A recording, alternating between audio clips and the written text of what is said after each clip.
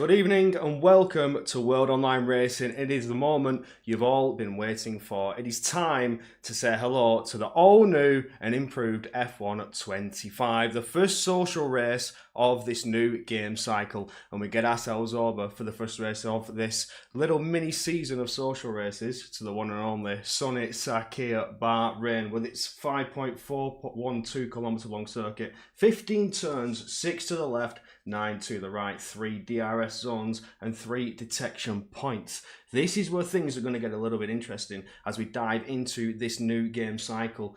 The car feeling a little bit heavier, but my experience on Bahrain has been a little bit unknown into this new game cycle. I've driven Brazil, I've done Austria in reverse, a little bit of Silverstone, so I've got some knowledge of those, but coming here straight into Sakhir, I've not got a clue. My name is Corey Brooks, one of you two commentators for this evening. Join with me in the booth. It's Alex Bagnall. How are we doing, mate?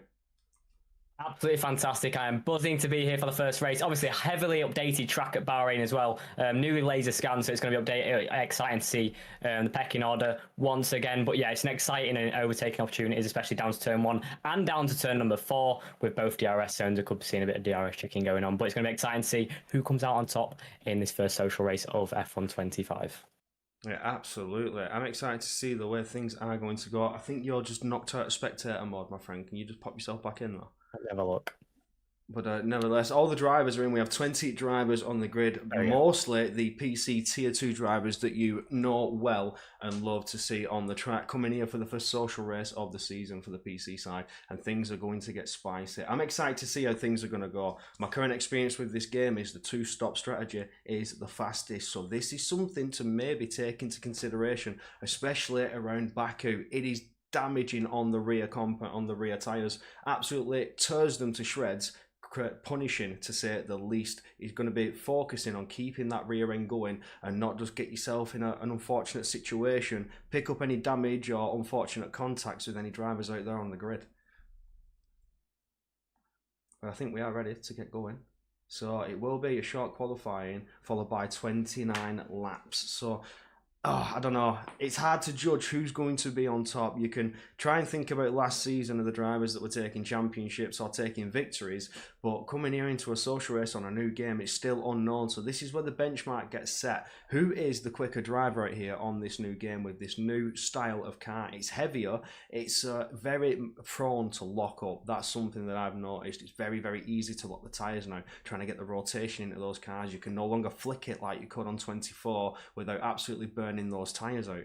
So I don't know about you, Alex, but this is going to be an interesting race where not even we could predict what is going to happen in these later laps. Yeah, a lot has definitely changed, so you never know who can come out on top here. It could be totally different and it could really impact your pace. But yeah, it's going to be exciting to see what the strategies are going to be on the new game as well. Average speed around the circuit, 210 kilometers an hour, so quite high speed one overall. But then we've got the mixed bag of like 4 low speed corners, 3 medium and 2 high. But yeah, it's going to be very exciting to see who can come out on top. But yeah, like you said, a lot heavier these cars, and locking up is so easy. So we're going to be seeing corners, especially turn 9 and turn 10. Very tricky bunch of corners around this circuit to navigate, and with locking up as well, it can really throw you off. And as we head into qualifying, we're going to see the struggles or maybe the gains on some of these drivers as the 18 minutes is about to get underway for the first time on F1 25. Exciting times. Absolutely, absolutely. I'm not going to keep you waiting for much longer. We are going to get ourselves trackside and get going for this 18-minute short qualifying before we get ready for 29 laps and the first race of this new game cycle. So away we go. You shall now join us trackside. A little bit of a delay on getting the game on the screen, but there we have it here in Bahrain. Who's the first on the tarmac? I'm taking a look. It looks like that Williams up top here. So he will be the first driver potentially to set the first time on this new game. Here we go then. One of my favourites to race on is Bahrain. It always has been constantly on the F1 games. I just have the pace on it. But yeah, let's see who can come out on top today as we start to get underway. And I think there's a bit more fresher audio as well out on the cars, which might be able to hear as well while watching. So yeah, it does seem like a much more improved, heavily improved game, especially compared to F1 24, where there's so many bugs. But yeah, as we get the first laps underway, Let's get his tyres up to temperature, and let's see who gets out there first. As at the moment, it's looking like top it in the Williams so far. But yeah, got a big train of cars out there, a big gaggle of cars, and ready to get these first banker laps in. 16 minutes and 30 seconds on the clock, and we are underway for F1 2025. Absolutely. Now, I'm just wondering, are the collisions on at the moment? I'm not too sure. I know, well, I think I remember collisions being off from the previous seasons. Don't want to quote myself on it and be completely and utterly wrong, but it's just, I don't know, the VCAV got a little bit close to that Williams and backed out of it, so maybe the collisions are on and they're just playing a little bit safe there. Well, here goes Top here, flat to the floor, turns that battery to full deployment hot lap and opens that rear wing and crosses the line to start the first timed lap of F1 2025. Now, this is where things are going to get crucial as he hooks it round into turn one, completely missing the apex. You don't want to touch it and unsettle the car. Flat to the floor as you come up out of turn three, really running wide over the apex of turn three, coming up using the DRS. Needs to run it wide, maximum use of the track limits round into turn four, trying to get the rotation on the car. It is heavier. It feels a lot heavier this game's time around from what I know, but he's looking to handle it well, really throwing it over the curves, not unsettling the car at all. So you can see how much the handling has changed on this new Bahrain circuit. You can really use those curves and really throw it over the apex on the inside now, coming down to 9 and 10. You can hear the tyre squealing as he locks up that front left tyre, but does manage to hook it in nicely. It's staying clear of the apex, but running it wide to the outside. And now gets the DRS for the second to last time, and will round off his sector 2 as he comes around turns 11 now. Let's see what the lap time is going to be now around the right hand as we're on this now clockwise circuit, and Top it goes Desync. a bit deep on my screen there, but yeah, a bit of desync as well on my screen. But as we head down to the final two corners, heavy on the brakes, get the car rotated and get the foot to the floor. Bit of rears going at the exit of turn number 14 and turn number 15. DRS wide open to the line. Toppy goes to the line. It's going to be a 126.909. Quickly beaten by Leo Lund, who goes with a 26.545 to the top of the times. There goes Ryan. I can't read the end of his name though. For some reason I can't see everybody's full name. It's sort of blocked out. So not going to be able to read everybody's full name. I'm just going to call it Ryan in the V-cab for now. Dave managed to line up there with Renz Tomassen, jumps up into P2 with Tudor Pressakan and Riyad Sprogis, whereas Tony Hitala just lines up behind Riyad Sprogis there and now. Lewis comes up in P6 as Tomas Korkeni goes into 6th there, jumping ahead of the Mercedes driving Lewis. At the moment, obviously, battery usage is a big thing that's slightly changed in this game. Quite a lot more improved, but yeah, that's an improvement from Larry Toolkit at the top of the times, 26.519, and goes out the top of the times by 25 milliseconds. But still, lap times flowing in so far. And at the minute, Joel in the Red Bull coming around the final corner, using the rest of his battery, and in the Red Bull, gonna get the DRS wide open. And what's the lap time gonna be? And to the line it goes, it's a 126.9 and puts it only in P11 so far. And I think the final man out there on a lap time is Gabriel Quintino in that middle sector, just coming to the end of it. And yeah, at the moment it's saying he's harvesting, so I don't think he's on lap time as well. So must have backed out in the kick Sauber, but at the moment it's Larry in the Williams who's currently on provisional pole with a 26.519.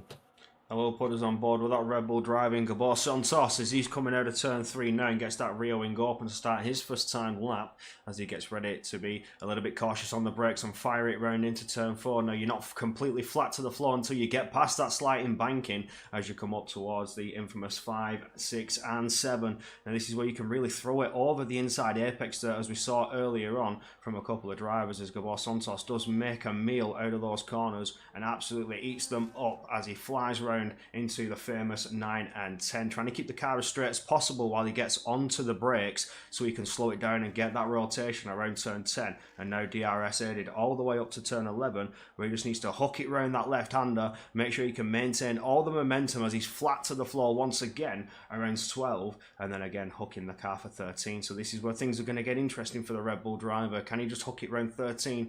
It is a personal best. Sector 2, but looking like it could be a potential full purple there. Is he the fastest man in sector 2 with nothing really to compare it with as of yet until he gets his first time on the board? See, I've noticed this keeps happening. I keep getting this caution sector 1 yellow flag bug on my graphic that just pops up every now and again. for no reason whatsoever.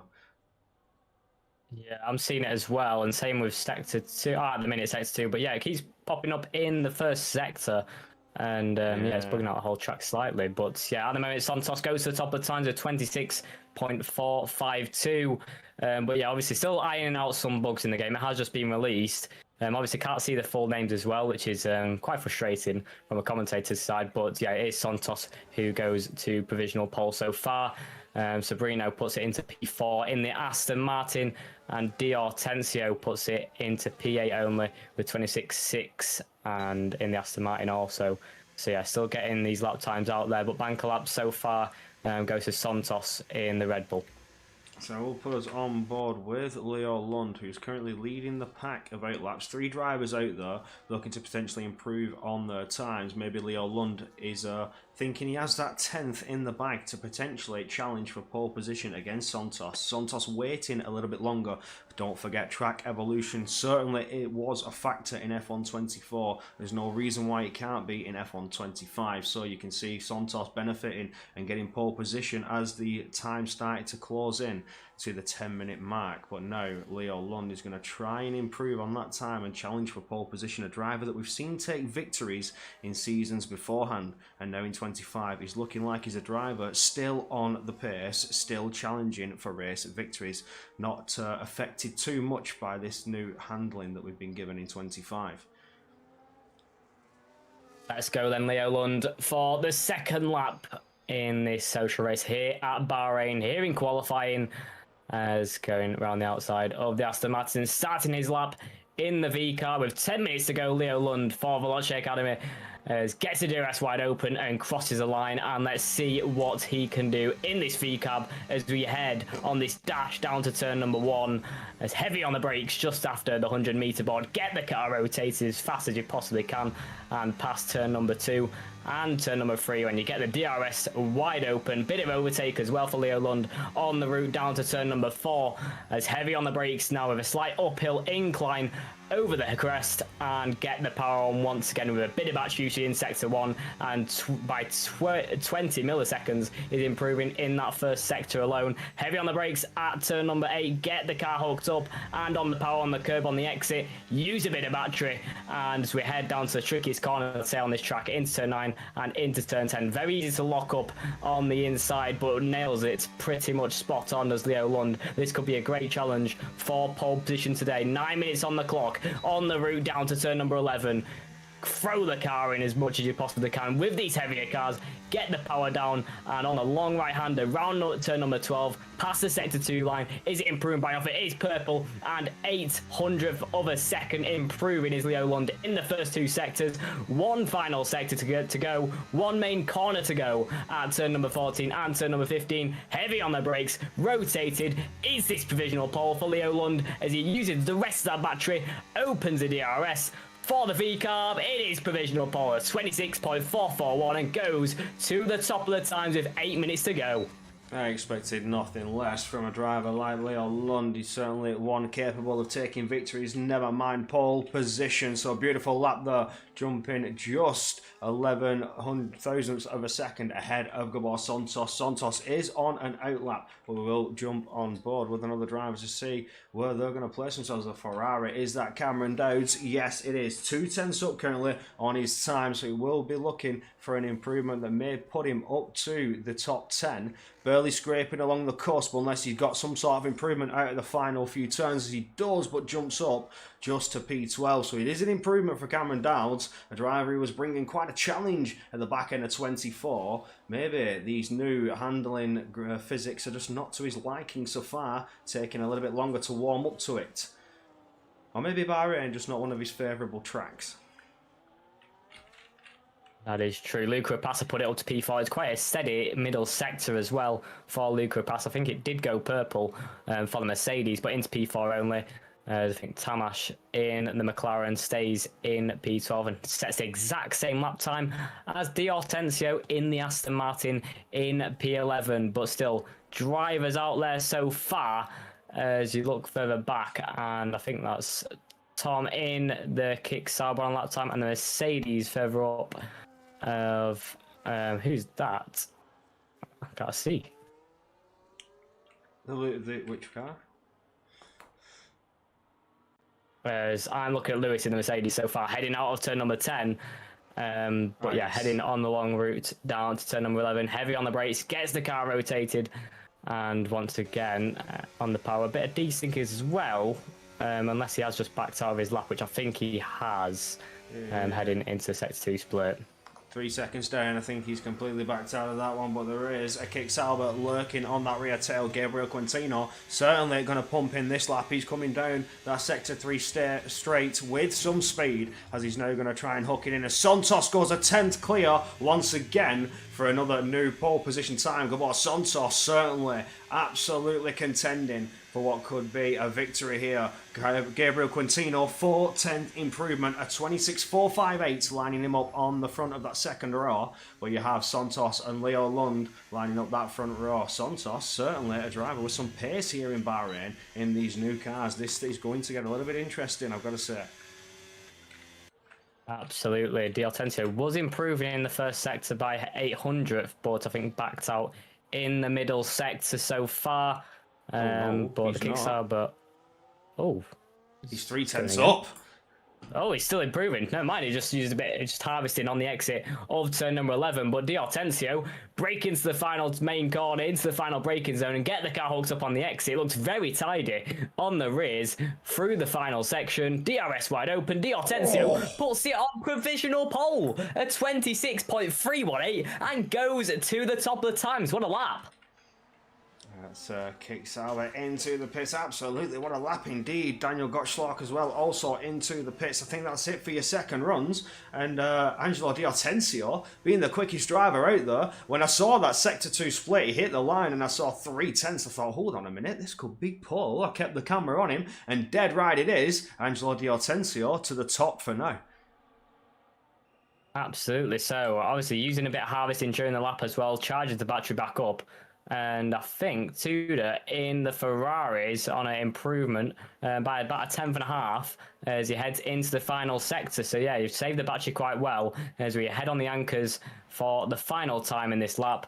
And can the Ferrari improve that position and improve on a further time? There's a 10th and a half in the first 2 sectors, but dives into the pit lane. So probably thinks he can improve further on his final run. But yeah, definitely timing that for the Ferrari.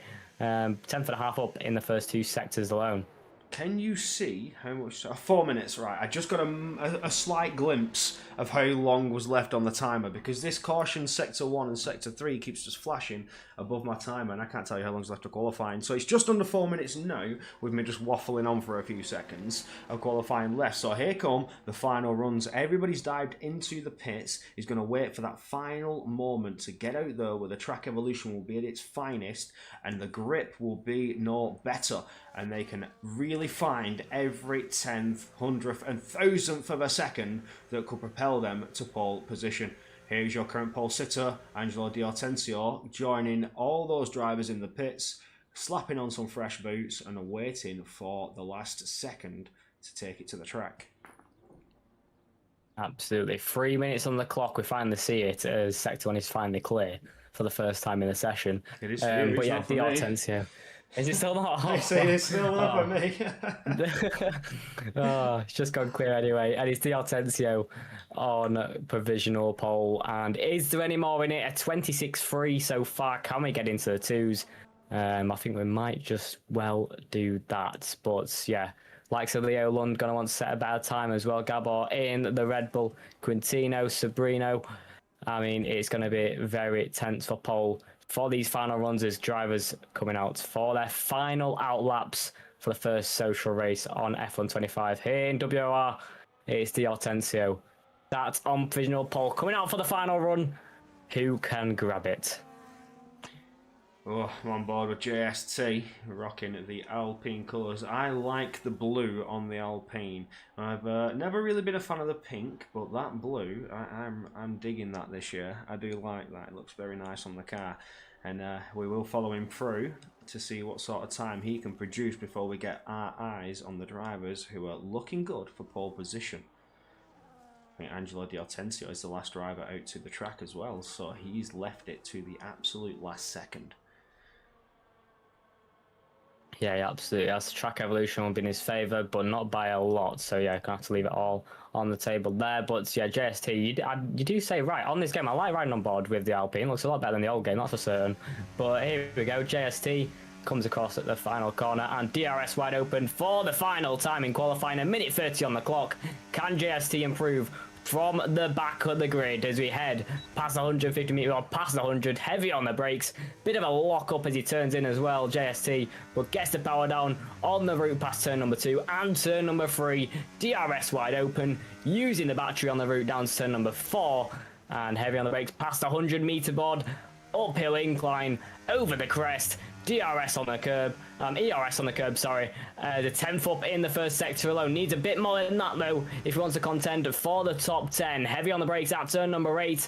Bit of a lock up on the inside, but doesn't really affect on the exit on the curb. As use a bit of battery as well. Then harvest straight away as we head into the tricky turn 9-10 section on the inside left tyres. But JST use a bit of battery. As on the route down to the quick turn 11, you just want to flick the car as much as you possibly can, even though it is reduced on this game as well. You've got to be a lot smoother on the steering, but a long right-hander around turn number 12. Heavy on the brakes and improving by just under 2 tenths in the first 2 sectors. Is there anything left in the last? This is all where he needs to throw it out, as he saved enough battery to fire him around the final turn and maintain all that momentum. It's flat to the floor now, really running wide and using the track limits to his ultimate advantage, and he's bailed out of it. He's straight into the pit lane with an invalidation. He's not happy. That is it. He'll start from the back as his teammate goes over and does jump ahead of him, so he will be at the back of the grid for the start of this race. We are on board with Tony Hitala. He's looking in for an improvement to potentially propel up. He doesn't, stays in 8th position. The Mercedes to the line. Luca Rapassa in 3rd position. Across goes Gabor, stays in P2. So there's nothing there. All eyes on Angelo Di Hortensio. He's currently just down on the delta. As he comes into 9 and 10, runs it wide and invalidates. So there'll be no improvement there. What about Leo Lund? Has he got anything in the tank to give? He's the only other driver who could potentially contend for it. Will stay on board as he comes through turn 11 now and lines himself up for turn 12. He'll hit the sector 2 split and we'll see what sort of delta we're working with. He's almost a 10th up on the time. It's all for sector 3. Can you gain it all and potentially contend for that pole position? You need a 10th and a half at least to get there. Oh, he's only under a 10th up on the delta sector 2. What can you pull out in this final turn? Burn the battery, everything you've got, open that rear wing, reduce the drag, and he hits the line, and it's Paul! He does manage to do it, just about by the skin of his teeth. Leo Lund slaps it on the top spot. What a lap from Leo Lund. Gets it in the point twos and gets it on pole position for the first time in F1 25 here in WR Social Race. It's Leo Lund who takes the top spot and will be starting from pole position. Di Hortensio thought he'd done enough, but no, not in the slightest. The RB of Leo Lund strikes it away from his hands, and what a lap time. 26-2 and takes it to the top, and we'll be starting from pole position, and that pole to turn 1, 297 meters, and can Di Hortensio do anything about it? But it's Leo Lund who takes the top spot by 200th of a second, and look how close that top 5 is. Absolutely, a top 5 within a 10th.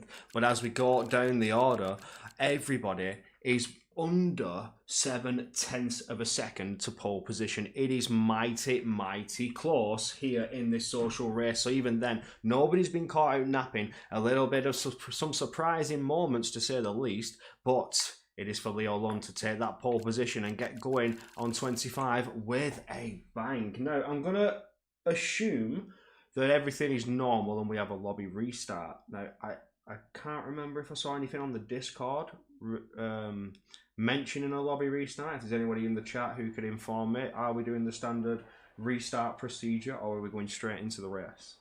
Because otherwise I'll pull us back to the comms booth and we can have a quick little chat while we get this restart underway. But I'm not entirely sure. I can't remember. I don't think we had ghosting on though, did we? I don't know. So, I'm not sure. They might have, slipstream might not be as powerful. But I didn't see anyone getting in slipstream or anything like that. So, yeah, ghosting might be on. It's just tricky to tell. as they might have reduced the visuals for ghosting. But yeah, we'll have to see if this is lights out or we have the normal restart procedure like in the whole F124 game. But reminder of no yeah, restart. No okay, Lucas said reminder of no restart. Okay, I've seen it in the chat. So there is no restart. We're going to stay as we are, and we're going to wait patiently for the drivers to get themselves ready for the 29 laps. So going straight in, no waiting about. So I'm glad I checked the chat.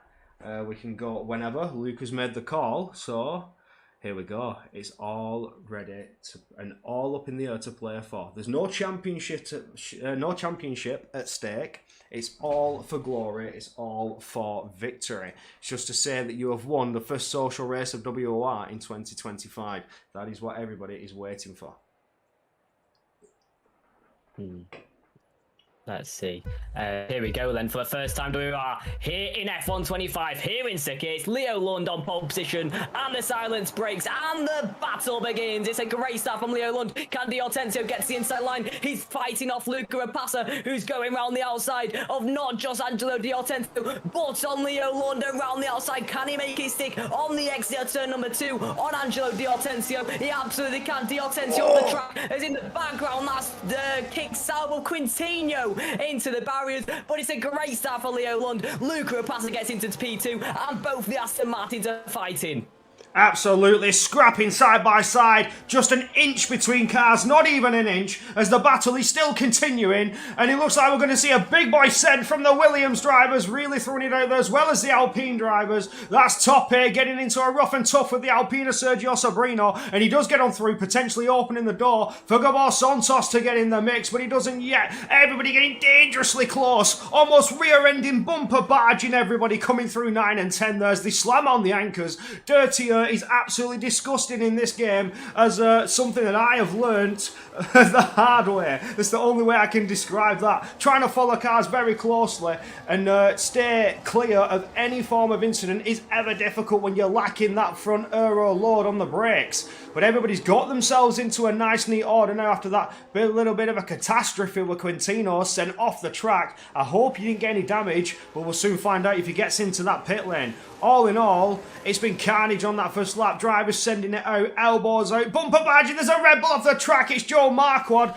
barely staying there and just fall back in the order in 19th. Tomas Kokeni all the way back there by 4 seconds. He's been in a bit of a incident as we see a move now between the Haas and the McLaren. That's Tony Hitala and Rens Tomas, and Tony Hitala does get on through and manages to maintain that P8 there. His car's absolutely everywhere in the background. There's a Haas going for a move on the Alpine to the inside line. It's got it stuck, and I think that's Sprogis in P10, and the battle with Daniel Goshak. And it's a heavy fight so far. His car's absolutely everywhere. But Leo Lund getting a fantastic start, and that's led him away. Luca Rapassa only 4 tenths behind him. Hortensio struggling to keep in the dirty air of the Mercedes of Luca Rapassa, as it's just under a second and needs to stay in that DRS to not let the front 2 get away. 27 laps to go, but Leo Lund with an absolutely fantastic start, and now in behind. Can anybody else try and move? I think JST is going side by side with the Ferrari of Cameron as we head past, and JST does make the move after a poor qualifying up to P15. Can he go on from here? Can he push on from here and try and score some points on the board? Oh, this is where things are going to get a little bit interesting. The tyre degradation is abysmal in this game. I've seen 2-stop being the fastest strategy, but with the way these drivers can absolutely send these cars a 3-stop, it wouldn't surprise me to see it, but they've started hards and mediums. Nobody's gone for that soft compounded tyre, and you're smart in doing so. It wouldn't last 3 laps with the way these are going at it. Absolutely sending it through these turns in Sakhir. But here we see an Alpine JST going side by side, looking to potentially make a move on Lewis, and he does so. Well, not yet. Still side by side into turn 1. Does benefit on the exit, but will now be pushed to the outside. We'll have the inside of turn 3, and they're still side by side. The rear wing is open for both drivers, and you see the Alpine burn a little bit of battery to get ahead, get the better traction and get the acceleration to jump ahead of that hard compounded tyre. Yeah, on the medium compound tyres, JST working his way through the order. The hards not exactly working well in this stint, but probably the better shout with how much degradation there will be around this track and how much they're pushing in this long dirty air train. But so far at the top, Luca Passa gaining so close to behind Leo Lund, and D'Artenzio did just manage to stay in DRS on the last lap, so needs to try and close up to the back of Leo Lund and Luca Passa to make sure he stays in it. But yeah, 5 tenths this lap has gained a lot more as Luca Passa starts to get stuck behind Leo Lund in the RB. But it's close between the front two. Are we going to have our first change in lead? We might have to find out on the route onto lap number 4 as we head into the final main braking point. In behind, these people trying to get out of the dirty air, and I think that was the Williams and Angelo D'Artenzio just getting out of the dirty air and the turbulence of Luca Passa. But here we go, DRS wide open for Luca Passa. Can he be our new race leader? Dive into the inside line and gets through in the Mercedes. New race leader on lap 4, and it's Luca Passa who gets up to first place. Beautifully done there. Textbook manoeuvre using the DRS to just slip on through. Burns a little of the battery to guarantee the position done before he needs to jam those anchors on and get it round into turn 1. Well, now we could just see this exchange of DRS as the laps unfold.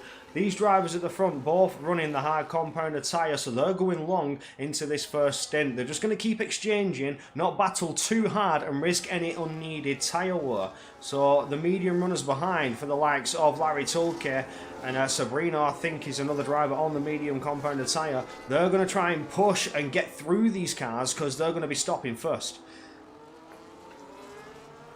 Absolutely. What are the strategies going to be? I've just noticed Heidler also. He's made a few moves early doors, and he did get past Gabor in the Red Bull as well. He is on a medium compound, so he's pushing quite hard. So see if he can try and get past Sabrina as well.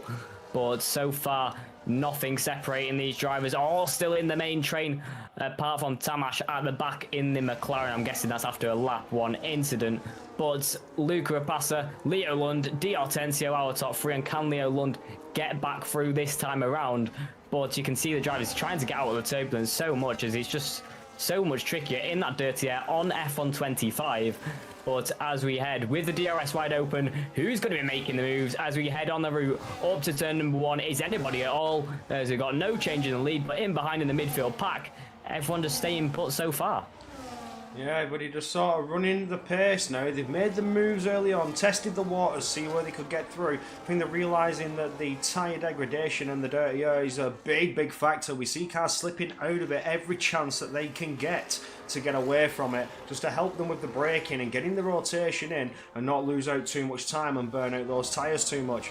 We can see Cameron Dowds is getting a little bit friendly there with Tom Roberts' rear end, and that kicks Alba, looking to potentially be sizing up a move later on in this lap, if not the start and next lap. But he is missing that front right end plate, but he's doing very well to manage the damage so far. Yeah, absolutely not ideal to have damage early doors, but yeah, doing well to keep within the train, that's for certain. But yeah, I've never seen the like of people trying to get out of the turbulent air so much to cool down the car. And but yeah, I mean, that's how it is on this new game. It's always good to see the first race on the new gen game, but at the moment, signs of some trickier racing conditions with the tyre degradation at all-time high, turbulence at an all-time high. But yeah, the cars have been, I'd say, more stable with the heavier weight on them and feel to them, but we'll see how the drivers feel after the race as well, and what their feedback will be after this first social race here in Bahrain, here at Sakir, and one of the hotter circuits, that's for sure. But Luca Passa down to turn number 1 and is going to lead away. Lap number 6 is in behind it yet again, everyone in formation, and no one making moves apart from, I think that's Sprogis looking for the inside on Renz in the McLaren and going for a bit of a switch back on the exit. I think the mediums might be starting to die out. This might be signs of it, as the hard compounder tyre on Sprogis' car looking to close in, but yeah, just cannot get close enough to dive down the inside at turn 1 or turn number 4. So Richard Sprogis stays in P10 behind the McLaren. Oh no, Rehards. It is Rehards. I've asked that question before. Is it Richard? It's not, it's Rehards. Ah. Yes, I've asked the question because at first I thought it was, is he called Richard or is he some sort of nickname? He's like, no, he's actually called Rehards. So, yes. Rehards. Yes. Now we know. Now we know. Tricky spot. Yes, Riyadh Sprogis doing well in that Haas car so far. The front two just sort of running their own little pace here. Have been clear of Hortensio. Any attack from the Aston Martin from behind is not coming or is lurking in the distance for now. So it's just been a bit of a smooth race pace for the front runners, and everybody's staying within that DRS train apart from Tomasco Kenny, who had that obvious lap 1 incident and has struggled to catch back up ever since. So that train has just been maintaining that 4-second gap. We saw it drop to around 3.6, but it's now opening back up once again. Absolutely. So here we go on the route down to turn number 1, the main overtaking opportunity on this track. Luca Rapassa is going to lead another lap, but closing up behind is Leo Lund, just under 3/10 for a second. And I think Riyadh is going for a move down to turn number 1. He's already got through on Renz, and in the Haas on the harder compound of tyres, got through on the medium one of Renz. But nice move there from Riyadh and gets up into P9. Maybe could try and chase down Gabor. And in behind as well, I think that's Mercedes. Just going out of the main line there on the route down to turn number 4. Cannot make a move, but yeah, that might be a crucial move for Riyadh to get past the medium runners, as I think the mediums might be starting to die out only on lap 6. But that just shows a degradation at an all-time high. And 154 kilometre race distance in this 50%, 29 lap race. And the mediums seem to be dying and fading away. Let's see what the Williams can do as well. Both Larry and Toppy on the mediums in P4 and P5 doing a pretty decent job just to keep in this train, especially with the dying medium compound. But yeah, seems to be struggling to keep onto the back of D'Hortensio. But actually D'Hortensio losing time to Leo Lund. But yeah, gaps starting to open up a little bit more with tyres dying out. So yeah, at the moment, medium runners will begin to struggle. It's lap number 7. And the mediums, yeah, starting to fade away. Yeah, it seems that way. We know the degradation is very, very high, and we knew it was always punishing on the rear tyres, no matter what compound you're on. The back end is trying to get the throttle down out of these corners. It just burns them away, absolutely cooks them. And with the way the game is so far, like I said, 2-stop is certainly the fastest strategy, and with the way the tyres degrade, 2-stop seems to be the only way to go if you want to make it to the end. I have seen a 1-stop happen, but the driver started hard and really went long on the hard compounded tyre. When the car was a little bit lighter and the conditions had changed on the track a little bit, the mediums were able to go to the end of the Grand Prix. So I've seen a 1-stop happen, but the 2-stop was there. It had caught the 1-stop and it had passed it by about 7 seconds. Yeah, strategies are definitely going to be interesting. Renz is the first to stop, going on to another set of medium compound of tyres. But yeah, he did get broken away from the DRS down in P10, so dived into the pit lane. And now I think Gottschalk in P10 in the Alpine is struggling to keep in the DRS. I think has lost it to Riyadh Sprogis in the Haas. So yeah, we've got 2 little trains now for the DRS. But at the moment, only man stop is Renz in P20 in the McLaren for another set of medium compound of tyres. But yeah, surely a 2-stop then for Renz at least. But we'll see what the top guys do. It's lap number 8 out of 29. 21 laps on the clock. And when are the front pack going to come in? But so far, it's Luca Rapassa who's led most of the race distance, to Leo Lund, to Angelo D'Hortensio, as we head on to lap number 9. Nobody else calling it in the pit lane so far, so Renz, the only man to stop on the medium compound of tyres. I've got to say, Daniel Gottschalk is really, really struggling out here on those medium tyres. He's about to be passed twice, as there's a big send from Tadej Presica, and he's trying to get through on the hard compound tyres as well, but there's a big defence from Daniel Gottschalk. He's forcing Tadej off the track and running him wide, and manages to barely defend that P11, but he is fading and fading fast. It's a 2.2 second gap now from Riyadh Sprogis. And through went the V-carb of Ryan, and now he's under a huge threat from Tadej Presica behind, and ever more from the hard runners behind. He's barely keeping those mediums going at a competitive pace. He's just falling and fading fast.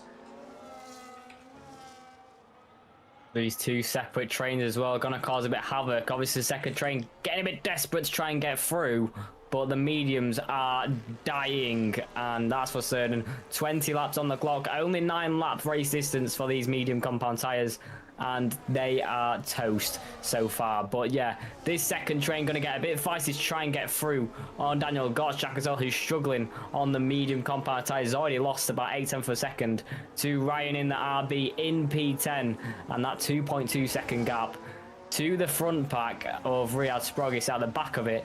It's going to be very difficult to close, and it might not be possible, to be honest, unless everybody pits and you go for a different strategy. But Ren's on the mediums at the back, lapping quite well so far compared to these runners well up ahead, as I think Gabor has just gone for a move past, as I tell you what, that's Riyadh Sprogis also getting past Tony Heitler, I think that is, struggling on the medium compound tyres, getting passed by not just one but two cars, and now at the back of this pack needs to come in and get off those mediums because they are massively struggling. And now Gabor in the Red Bull is also being gapped by 2 seconds to Sergio Sobrino up ahead in P6. Yeah, big drop off, big drop off for some drivers. The gap's starting to fold out. These medium tyres have got nothing left to give to these drivers. See, Joel Marquardt and Cameron Dowd are both coming to the pits. Joel opting for the hard compound, Cameron Dowd slapping on a medium compound and going for that medium stint in the middle, and will ultimately have to box again. They're not doing 19 laps, barely making 10 laps as it is at the moment. So 9 laps of those tyres have been run on the circuit, and you can see how much they've degraded and are starting to fall away from the hard runners. I'm going to leave the graphic up for a little bit, the tyre graphic up, just so we can see if anybody else on the mediums darts into the pits, and you can see where they change their tyres and what they go for. So we'll run it for this lap as well, just to keep it up on the screen. I don't want to keep it up there for too long and clutter the screen, but maybe some more medium runners will choose to get into that pit lane. Yeah, it's interesting to see these different strategies. I kind of like the different strategies, but we've got a change in the lead. Leo Lund dives to the inside line, dives past Luca Rabassa, and for the second time, so he's got a change in the lead. Di Hortensio getting his elbows out as well, trying to get through on Luca Rabassa, on the exit turn number 2, around turn number 3, and on the route down to turn number 4. Can he dive to the inside line? Di Hortensio has to stay behind, but Leo Lund is back at the top, lap 11, and gets to the front once again. Luca Rabassa into P2. Di Hortensio tried to move down the inside, but cannot get through this time round on Luca Rabassa. So the top 3 switched around, and Leo Lund at the top spot to Luca Rabassa on lap number 11. Who's going to come to the pits first, though? And the strategy's going to come into play now, but Leo Lund hits the top spot once again. So we did see Tony Hitala come in and slap on the high compounded tyre after that nice little battle we saw for the front 3. Apologies. Swallowed a bit of then. But Di Hortensio throwing himself into the mix, trying to make the capitalistic move and not lose out too much time to the cars behind. Although, I've got to say, Larry Tulke, top 8, doing very well on the medium compound tyre, managing to stay with those front 3 who are on that hard compound. We know the hard now is the better tyre to be on. We've seen the drop off from some drivers behind, but this Williams couple are doing very, very well to stay there in the fight. Absolutely, one coming to pit lane now, and that is Larry in the Williams. First one in, and I'm guessing Toppy might come in on the next lap, but they've done a fantastic job on the medium tyres to stay out there for so long. We've got a few other drivers coming to the pit lane. That's Riyadh's getting through on Gabor as well, up into P6. But yeah, all drivers coming to pits. These the Williams extended very nicely on the first stint on the mediums, but all sorts of chaos in the pit lane. Larry going on to the hards, and Daniel Gottschalk also in for the harder compounded tyres. Rens has done the undercut, but Tony Heitler in behind in P18 is already gaining very quickly on the fresh harder compounded tyres. So the pit lane is very active at this stage. Leo Lund's at the top spot, but who's going to come out? Can anyone do the undercut? I don't know. What is the strategy? What's optimal? We'll find out, I'm sure, on lap 29.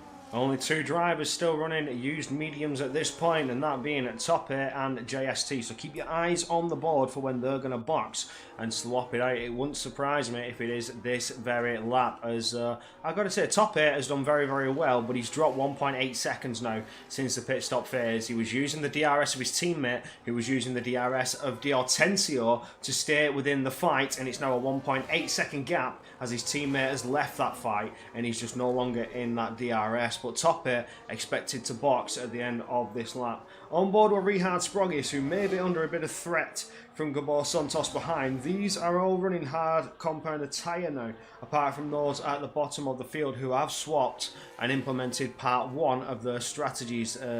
I'm expecting 2-part strategies. It's got to be 2-stopper for every driver, just the way the tyre degradation is on this game cycle. Can't stress that enough. It's absolutely appalling, and being here in Sakia, where it's dreadful for tyre wear, as we already know, although it's been reskinned, the grip is very, very nice. You can really hook it over the apexes without the risk of dropping that back end. It's sorry to interrupt, but at the top we've got a huge battle with Luca Rapassa, Angelo Di Hortensio and Leo Lund all squabbling for position. Luca Rapassa hits the forefront once again. Di Hortensio has managed to get through on Leo Lund after all the carnage in the pit lane.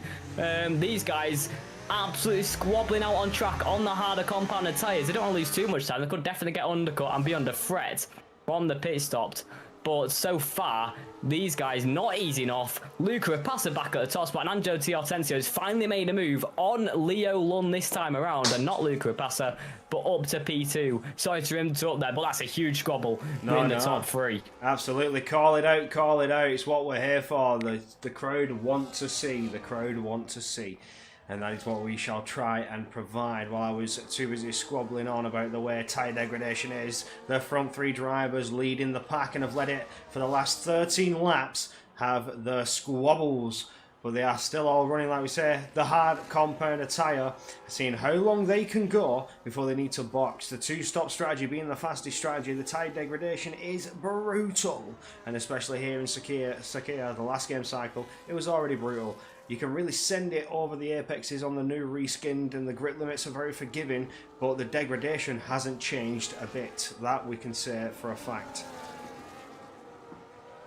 As Di Hortensio, now race leader, just got ahead of Luca Rapassa up to turn 1 with the DRS. Easy move in the Aston Martin.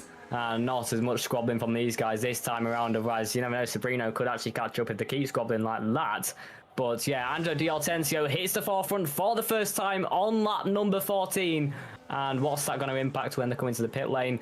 Is Luca Rapassa going to bring it in a bit earlier? Leo Lund as well, who's now been flipped in this case and now at the back of this little train here for the top 3. But yeah, Di Hortensio being at the top, does that change his mindset of when he's going to pit? You're going to want to extend as much as you possibly can without affecting your next stint. But yeah, Di Hortensio, when's it going to be for these front 3? They set out for obviously the hard runners staying out 13 laps now.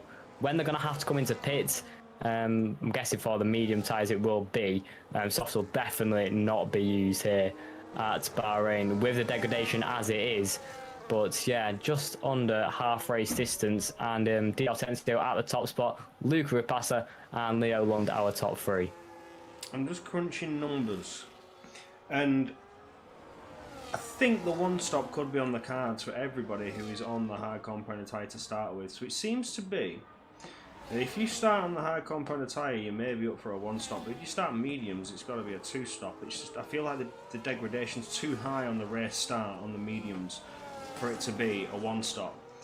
When I did a Brazil race, I started mediums and the degradation was far too high. It had to be a 2-stop. But that is the very race that the driver also did a 1-stop starting on hard compounded tyre. So I wonder, hard starts, it's a 1-stop. Rens Thomassen has retired in the pit lane. He's had enough, he's out of this one. Yeah, disaster there for Rens. Went way too early on the mediums, and yeah, that's definitely cost him in the end. That undercut definitely didn't work. Luca Rapassa back at the top spot once again. But this could definitely be a 1-stop for these guys if we keep on the hards for long enough. Obviously, if we did 10 laps maximum on the mediums, really, that's probably optimal. But yeah, the gap is closing though to Larry in the Williams. He's the leading pit stopper on the hards, but obviously we'll have to stop again. So yeah, it's crunch time for the top pack on the hards, but so far Luca Rapassa setting some decent lap times, to be honest. Not really dropping off as much as I thought he would at the top, but without the dirty air as well. We're going to head on the route down to turn number 1, and Leo Lundy's putting the pressure on Angelo Di Hortensio. Yeah, can the VCAL close up a little bit? He was looking good for being your pole sitter. But is there anything else to come in this Grand Prix. Is there anything that can be pulled out of the bag in the later stages? Their strategy is still to unfold. We see some drivers popping into the pits now. I'm going to swap for the medium compounded tyre. So we'll pull up the tyre graphic. You can see Sergio Sabrino to the Pressica and Gabriel Quintino all swapping for the medium compounded tyre now. Is this too early? Excuse me. Sabrino, yeah. Is it too early? Or, I mean, it'll be a very late two-stop for Sabrino on the mediums. But yeah, we saw ahead as well. Tamas getting overtaken by Tony Heitler in the Williams, in the Haas, sorry, up into P11. But yeah, these pit stops got to happen soon enough. But yeah, the hard's not dropping off too much so far. I mean, they are significantly slower than the pitted pack, but it could be a lot worse. The mediums looked absolutely atrocious when it comes to the end of the stint. They were struggling and they was all over the grid. But yeah, Luca Rapassa doing a pretty decent job so far on the older, harder compound. D'Ortenzio started to struggle that little bit more. 8 tenths back from Rapassa. But yeah, doing a pretty decent job to keep Leo Lund behind as well. But so far in the backpack as well, Santos has been with Riyad Sprogis all race long, as it seems. That battle for P4 has now come into the pit lane, is Gabo Santos, and it's surely going to be for medium compound tyres. On lap number 17, 12 laps to go. It'll be a long stint on the mediums, but can he make it to the end? Oh, Leo Lund has had a beautiful run there out of turn 3. He's all over the tail of D'Ortenzio. He just came powering out of turn 2, stayed right glued to that rear diffuser all the way through turn 3 up to turn 4. But the door just didn't open yet. You saw Tensio had to go into that defensive posture and try and fend off that charging Leo Lund. But now we come through turn 6 and 7, and the order still flowing as it was. 16 laps completed on these high compounded tyre. The one stop certainly being the strategy for these harder runners. What I've got my eye on though was Cameron Dowd, who has had to come back into the pits to swap again, as his medium compounded tyres were 6 laps old, so they wouldn't have gone another 12 laps. That's for certain, but yeah, so far these top pack are going on to extend as much as they possibly can. But for the two stoppers, when are they going to stop again? That's the question. Surely it'll probably lap 20, maybe lap 22, to get the optimal stint on the final 7, 8, 9 laps. But yeah, it's going to be interesting to see what two stoppers do. But so far, I'd say the top pack are working pretty well on the harder compounded tyres, especially this top 3. Luca Rapassa has been very impressive on the hards, but coming to the pit lane now is our race leader and the full top 3 as D'Ortenzio gets a 10-second time penalty, and that is not great for the Aston Martin. He's been running a fantastic race, but a 10-second time penalty for speeding in the pit lane, and D'Ortenzio's race has just been unfolded. Oh, everybody dives into the pit lane apart from Tom Roberts. Toppe and Larry Tulke are net lead of the Grand Prix with the hard compounded tyres. So the Williams duo that have been with each other all race long are lining up net P1 and P2. They've completed their pit stops. They're on hard compound tyres. They can go the distance here, but they'll have to fend off against a charging Sergio Sabrino 2-lap-old mediums. Tony Hitala, who has been on the hard compound for 7 laps, so there is a tyre difference there. But Rapassa, Angelo D'Ortenzio and Leo Lund are just going to be stalking behind there. They're only a couple of seconds out of it, and there's 11 laps to go. Yeah, the Williams pair worked fantastically the first stint, and now that could be paying dividends in the second stint. 11 laps to go, and on the harder compound tyres, and the Williams could definitely work fantastically well. Sabrino in behind though, the charging medium runner, but they're not going to go too far without dying off for the Aston Martin. They are only 2 laps old, but when it gets to about the 6-7 lap mark, it's going to begin to struggle, is the Aston Martin. So yeah, so far we'll have to keep an eye on Luca Rapassa, Angelo D'Ortenzio and Leo Lund, the front 3 before they came into stop, and let's see what their pace is like on the fresh medium compounder tyres. And so far Toppe is taking the race leaders. Tom coming into the pit lane in the Kickstarter, and we'll be going on to a fast medium stint for the remaining 10 laps. Well, Toppe and Larry the Williams Dream Team at the front two, but Sabrino charging in the British Racing Green Aston Martin in behind. Who's going to come out on top? 10 laps to decide it. One long stint to go. So you can see the pit stop strategies are completed. 10 laps to go. It's now all-out defence for top 8, Larry Tulke, as Sergio Sabrino has closed up that gap a little bit more. It's now 2.3, just under 2.4 seconds to the front two. But just behind, Tony Hatala lurking, whereas you've got Angelo D'Ortenzio in that DRS. Hatala ready to pounce when he gets a little bit closer. 3 seconds though. I think, I can't remember, who was that for? JST or was that Lewis? I didn't see the name pop up. I didn't quite see it either, to be honest, there, but... somebody got slapped 3 seconds. There's Hatala with 3 seconds. Oh, damaging. Where's he at now? That's 6 seconds in penalties for Hatala. Oh. That is going to be damaging. Get back to standard screen. Thank you. I'm having a technical issue. They're pressing the button too many times, but we're back to normal. And we keep our eyes on that gap. Sergio Sabrino, 1.8, and closing. Absolutely, and now behind Heitler as well, D'Ortenzio, Ripasa, and Leo Lund lurking in the mirrors of the Haas as going to the inside line. It's going 3 wide on the route down to turn number 1. It's D'Ortenzio who goes ahead of Luca Ripasa and Tony Heitler.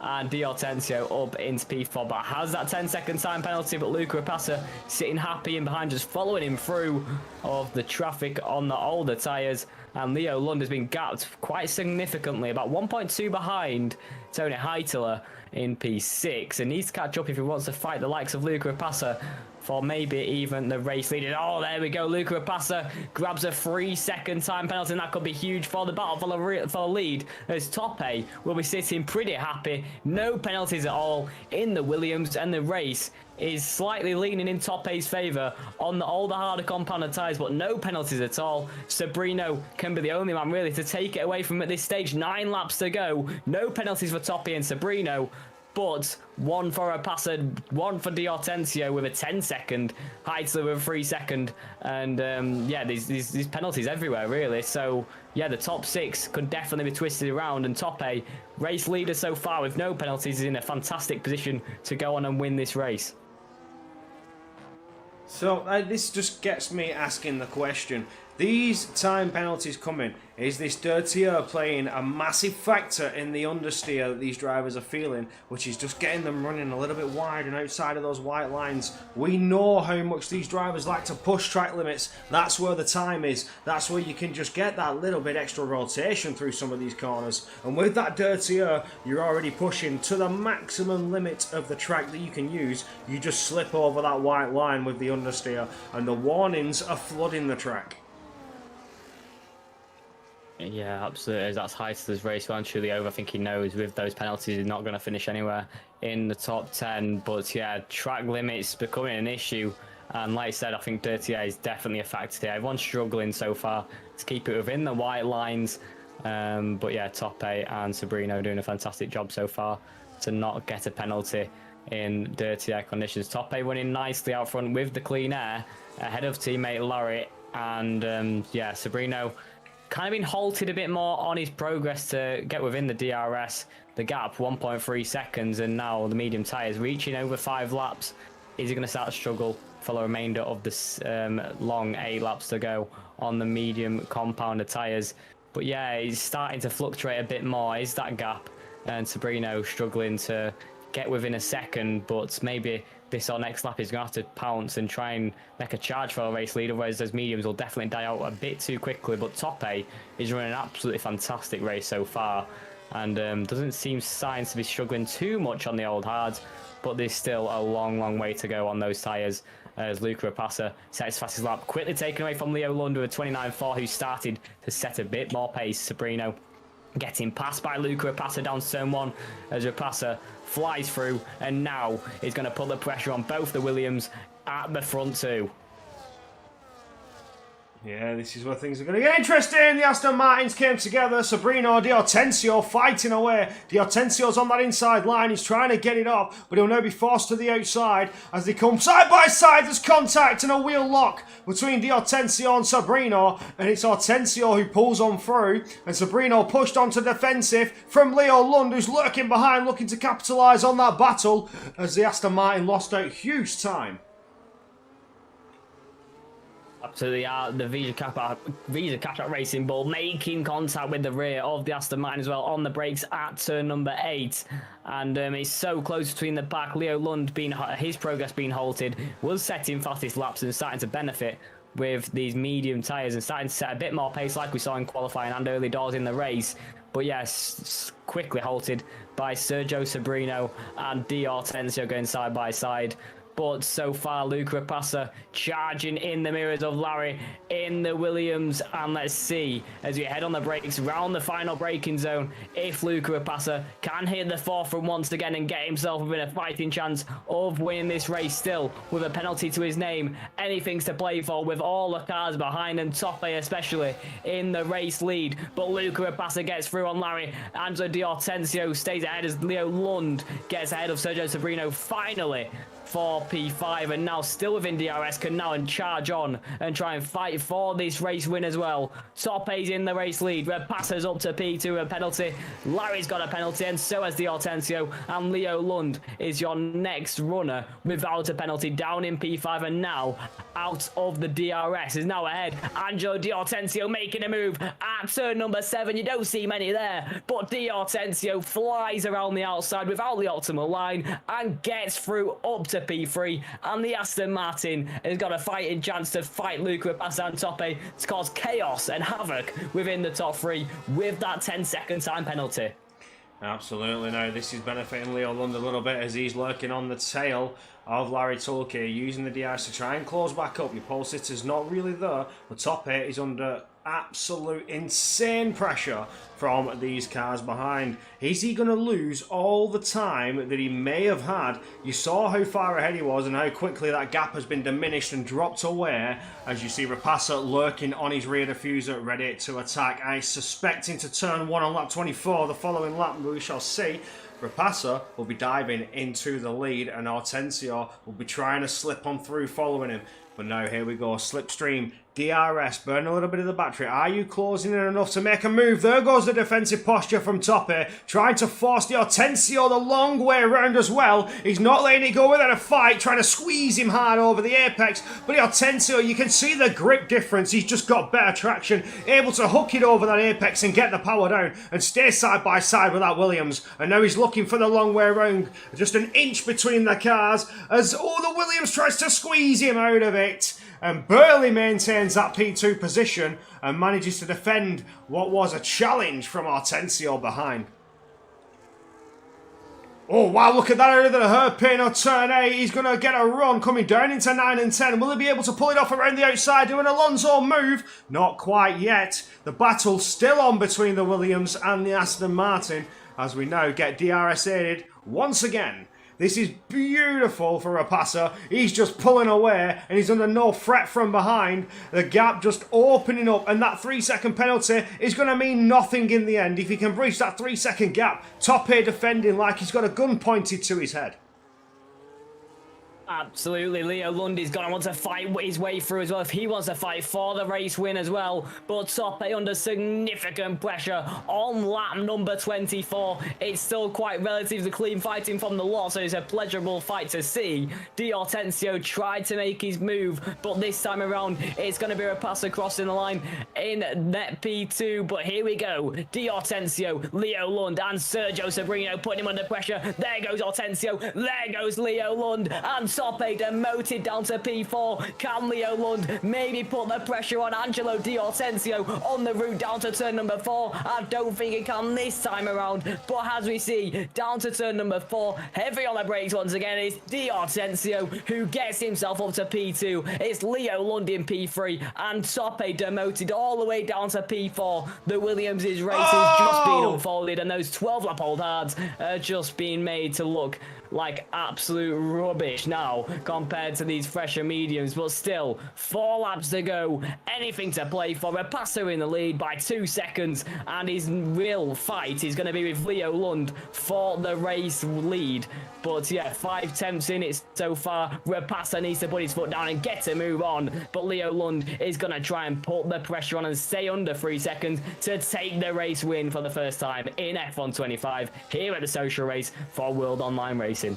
Well, what I've got to say is this, something I noticed while you were going on over that amazing commentary. Rapasa picked up another 3 seconds. That 3-second gap he's trying to break has now extended to 6 seconds he's going to need if he wants to keep this race victory. He's at 2.4 now and pushing hard. Is there anything more he can do to bridge a 3.6 second gap to the drivers behind? Other than that, it'll be Leo Lund taking the victory. He's now going to pass D'Ortenzio on the track, further guaranteeing the fact that that penalty will secure his race victory.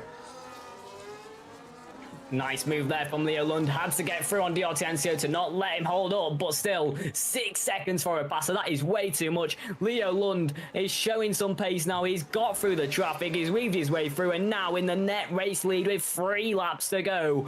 As Rapasa, that's a huge mistake there. He had a fighting chance with a 3 second, but with a 6 seconds, it's near impossible unless there's a huge incident behind. But still, we've got a huge fight for the remainder of the podium. Tope still in net P3. Sergio Sabrino sat in net P4 as this top 6 pack in the DRS all squabbling for position so far. We've got a huge fight with 3 laps to go. Leo Lund provisionally on top, Tope provisionally in P2, and it'll be Sergio Sabrino who joins them on the podium with a penalty for D'Ortenzio and Luca Rapasa.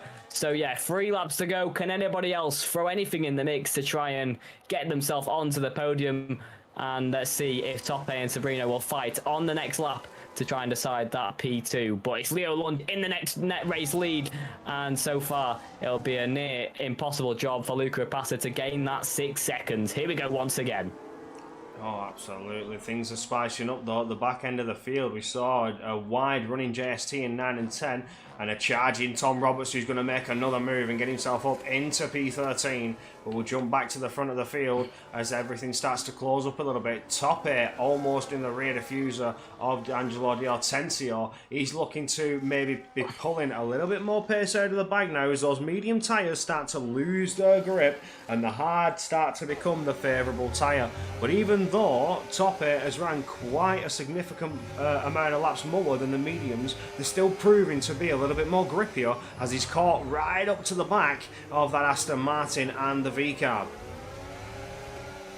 Absolutely. Tope still has a fighting chance in this one, to be honest. If he can try and get through on D'Ortenzio, or maybe D'Ortenzio tries it on Leo Lund, Tope without a penalty, and with the struggling mediums as well, on the final lap, you never know, he could try and strike it to the top spot on the older hards. But yeah, it's still all to play for the tyres. Now, I mean, they're more or less equal with the mediums. They'll be really struggling on the 9-lap hold at this point. Sabrino will be definitely struggling on the 11-lap hold mediums compared to the 9-lap. But yeah, 2 laps to go after this one, and it's Rapasa in the race lead so far, but Tope right at the rear diffuser of the Aston Martin of Angelo D'Ortenzio. He needs to try and get through if he wants to try and take the race win here, and I think surely he's got to deploy a bit of battery and use the DRS to try and get through on the Aston Martin as we go on the route down to turn number 1 on the penultimate lap of the Grand Prix.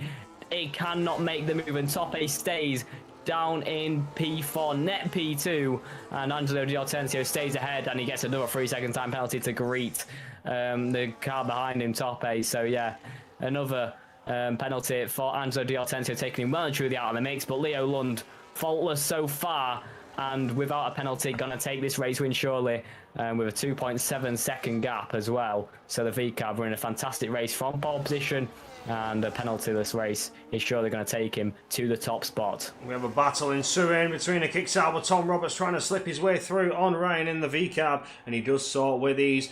Tom Roberts coming in and over with a late charge, trying to just finally slip himself into the top 10 if he can get to the front of this pack. P9 will be on the card. Some points finish for Tom Roberts, but the front of the field, the fight is well and truly on. We're coming around to finish, almost finish Sector 2 now. But Luca Rapassa is checked out of here if he didn't have that penalty looming above his head. The understeer just proving a little bit too much, and he picks up 6 seconds in total. Leo Lund flawless all the way through from qualifying into the Grand Prix. Was a bit uncertain to be the race victor, but in the end, as we come down towards the finish line to start the final lap, he is looking like he will be the victor in the end. Unless Top Air has got something to say about it, but he's quite a way back yet as Di Hortensio tries to make a move around the outside. Leo Lund's going to force him into a bit of a squeeze, but he'll now have the inside line of turn 2, where Leo Lund is pushed off into turn 3, but tries to keep it side by side. He does have the DRS to try and fight back against Di Hortensio, and he will do so and maintain that P2 position. But here comes a bit of a switchback. The Aston Martin's going to try and send for it and keep it side by side. Does hook it through, and what a beautiful switchback that was from Di Hortensio. But ultimately on the penalty, he will lose out in the end unless Leo Lund can strike back into this Sector 2 DRS zone. Top 8 is closing up a little bit more. He was 8 tenths behind as we got going into Sector 2. He's now half a second behind and could potentially capitalise on the hard battle of the Aston Martin and VCAB. Rear wing is open, burn all the battery, everything you've got. The Hortensio burning everything he's got, flashing lights on the back of those cars. They've got nothing left to give as they go back into a harvesting state to recharge it all for that Sector 3 straight. But Leo Lund still unable to answer the charge that was from Di Hortensio. If he didn't have that penalty looming above his head, would secure that P2 finish. But the fight is still going and ensuing. There's a Sergio Sobrino off the track, has come to blows with the driver and gets himself going again, coming around turns 13. But as we look back to the front on the track, it is Luca Rapassa to take it. But in the end, on the harshness of penalties, Leo Lund is your victor. Top 8 for P2, and Rapassa barely scratches that P3 with Riyad Sprogis and Gabor Santos 4 and 5, Larry Tulki 6th, Di Hortensio on 7th, and now we look to that mid-pack that have been scrapping away while this final lap has been ensuing, as we see Tadol Preskin take P8, and Tom Roberts did get that P9 in the end from his teammate Gabriel Quintino in 10th, Ryan in 11th, Daniel Gottschalk in 12th, Lewis, Joel Marquardt, JST, and Tomas Kokene finishing the order of runners with 4 DNFs, Sergio Sobrino, and so on. We'll go on with that when we get the final finishing order. But there you have it! The first race of F1 25 finally comes to an end, and I wasn't disappointed. I was expecting 2 stops all around, I can't lie. But I stand corrected. The 1 stop, certainly on the card, certainly a strategy to go for. We saw it all the way through the field. And here we have a new little graphic for your eyes. You can see Leo Lund being the race winner with the fastest lap. Driver of the day being given to Tom Roberts, and the most overtakes, of course, after that last stint charge, where Gabor Santos was the cleanest driver given by the game. But here we are. There's your finishing order. We went through it all the way down to the DNF, so I'll jump us down there. And there you have it, is Sergio Sobrino, Hitala, Cameron Dowds, and Renz Tomassen finishing the DNFs. What a race. What a way to start off F1 25, and a bit uncertain as we got going in Bahrain. But stay tuned for more social races to come. I'm going to see any drivers would like a chat and give us their view. The top 3 are more than welcome. Leo Lund, top 8, and Luca Rapassa. If you would like a little chat in the comms booth, come on down and we'll have a quick 5-minute chat. Lovely, lovely race from Leo Lund there. Masterful drive without penalties and faultless in the end. And that's what's got him to the top spot. Yeah, like you said, it was a nice race to get us through. I love the little differential strategies going on. And that's definitely going to throw a curveball in the mix heading into future races and when everything does kick off after all these social races. But yeah, obviously still got a few early bugs to iron out as EA. But overall, it's looking quite promising for the racing action as well. So yeah, it's very exciting to see the strategies changing all the way through. But yeah, let's see what happens in the next few social races and if it's going to be similar like here in Bahrain. But yeah, what a race we've just seen there, and the battle for the race lead absolutely hotting up, and the dirt, yeah, definitely kicking in. But yeah, the degradation there was steaming on the medium tyres. But what a race from Leo Lund. Yeah, absolutely. I think we were testing collisions on in qualifying. That's why the collisions were on for that qualifying session. So they're just having a quick little chat in the Discord. So maybe some information I can leak to you here. Maybe collisions are something that you will see saves potential lobby restarts. You never know, never know, all in the works. But nevertheless, unless people are coming for a quick little chat, Alex, I think we could potentially end it here and now. What a social race it's been to get going on F125. Thank you for joining me. It's been interesting. But of course, Leo Lund once again on the top, as I sort of expect. He is one of the drivers that's known to take quite a few victories in WOR and has never fails to take another, especially going into a new game where the cards and the handlings do feel quite different this time around, a lot more dirtier. Yeah, definitely. It's been a great race to commentate on for my first one on F125 as well. But yeah, I mean, it's going to get interesting to see what strategies unfold throughout the season. If there's going to be a common theme going on with different strategies throughout every race, or are we going to see a more dominant strategy come into play, like the one stop, or he's going to be a certified two stop when everyone gets up to ranks as well. But I'd definitely love to see more differentiation in strategy if it does stay like this, especially with the drivers in dirty air compared to the clean air drivers as well. But it was a great track to start us off in Bahrain. Overtakes all over the place, the top three fighting all the way throughout. But yeah, it was a great one to commentate here in Bahrain, that's for certain. Absolutely. Well, again, thank you for joining me, and we shall see you in the next one. Stay tuned on the YouTube, the Discord, or maybe even on the Twitter for any announcements on another social race to come. But for now, that is all, and we bid you farewell. We hope you have a good evening, and we shall see you in the next one.